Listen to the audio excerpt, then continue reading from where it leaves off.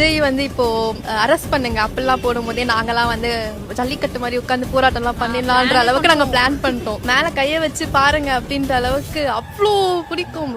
எங்கேயுமே வேணான்னு சொல்லல.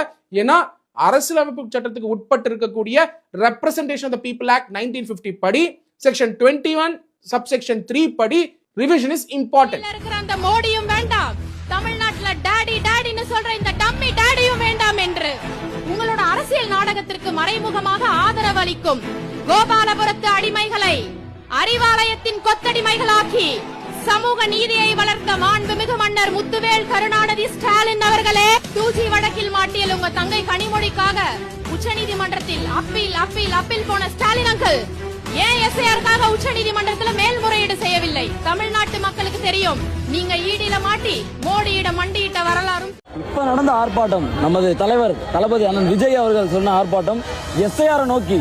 எதுக்கு எஸ்ஐஆர் நோக்கின்னு பாத்தீங்கன்னா, நிறைய ஃபேக் ஓட்டர் சொல்ல வந்துட்டாங்க, நிறைய டெத் ஆயிருக்காங்க, அவங்களோட ஓட்டு இருக்கும். வேற ஊர்ல இருந்து இந்த ஊருக்கு வந்திருப்பாங்க, அவங்களோட ஓட்டு இருக்கும்.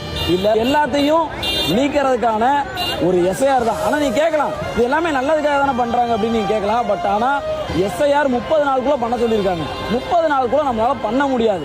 கேரளா கவர்மெண்ட்டுக்கு இதே மாதிரி எஸ்ஐஆர் போயிருக்கு. ஆனா அவங்க என்ன சொல்லிட்டாங்கன்னா, எங்களுக்கு வந்து இதை பண்ணி கொடுக்கறதுக்கு ஆள் இல்லைன்னு சொல்லிட்டு இப்ப வரைக்கும் எஸ்ஐஆர் பண்ண முடியாம முழி பிதுங்கி போயிருக்காங்க.